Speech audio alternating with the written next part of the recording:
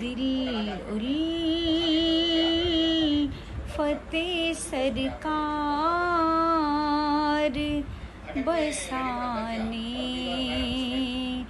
के लिए है जाना,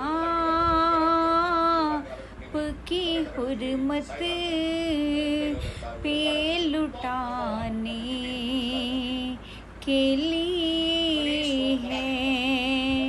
और दिल कहने लगा करते ही रोज़े का नज़ारा,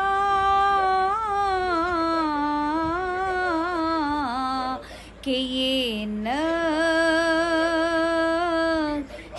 तो आँखों में बसाने के लिए है, ये नक्श तो आँखों में बसाने के लिए हैं।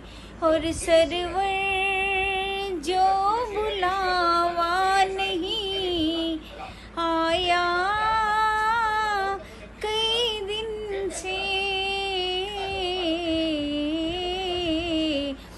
ये तेरी तड़प और बढ़ाने के लिए है।